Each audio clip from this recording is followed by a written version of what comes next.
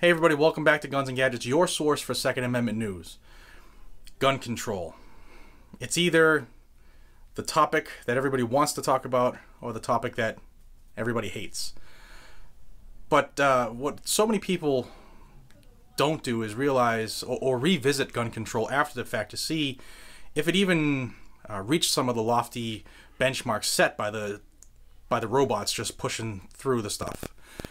Seattle, case in point, Seattle, Washington, just over 1 calendar year ago, they instituted a $25 per firearm sold in the city limits, a tax, and up to 5 cents per round of ammunition sold within the city limits. Now, they promised that this was going to raise $500 million, and that money was going to be used to fund research to curb gun violence. Well, a year later, they have reached nowhere near the $500 million that they promised would make the city safer. And in fact, violent crime has doubled in Seattle in a year. Criminals, gang violence is out of control. But the gun control did one thing, ladies and gentlemen. It instituted control. They drove just about every single firearms retail establishment out of the city of Seattle. So there you go. Then you can put your safety pin on. Seattle, you're a safe spot. There are no guns sold in your city, but all the criminals still have them. They all carry concealed. They all have high-capacity magazines. They probably have guns that look scary, but you're trying to stop the good people, the ones who are the victims. You're trying to stop them from protecting themselves. Never. Never give up your rights, guys and gals. You have to push back. This is what's going on in Seattle, and it's just one of the many, many cities and states that are trying to just rule what we do, what we can say, how we can do it. We have to stop this now. In a news article within the last couple days in Seattle, they reached out to the police chief, Kathleen O'Toole, and right away, grandstanded, this has to stop, and the community will not stand for it, and the police department will not stand for it. Well, probably in a less masculine sounding voice. But the masquerading, the Twitter bullshit, that doesn't stop crime.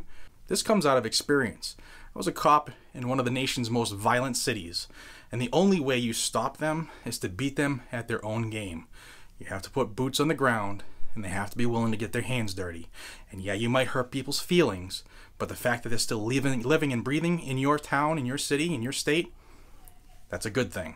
Gun control does not work. It's not about the guns. It is about control. They're pissed off. These very, very left-wing people are pissed off because they're losing. People are sick of the bull. They really are. Another highly bought and paid for seat was lost by the Democrats, and they don't know what to do to get the message back.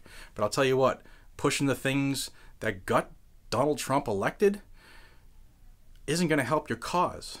Gun control is not going to help you win. It doesn't work. People see it now. People are waking up now. People are defending their lives now. Armed attackers are getting shot and killed the way they should now. People who are trying to violently attack people and commit crimes are getting what they deserve now. You have to fight fire with fire. Cowering in a corner and hoping that it stops and goes away will never, ever save you. Those of you watching this who are in Seattle, you have to act. This obviously doesn't work. You're losing tax revenue because you have businesses that left over this tax, and the tax isn't producing nearly what they told you it would. How long, America, how long are you willing to put up with this? How much more are you willing to take? Please like and subscribe if you haven't already. If you're watching on VidMe, give me some upvotes. And until we see each other again, be safe, stay vigilant, and carry your weapon. Take care, everybody.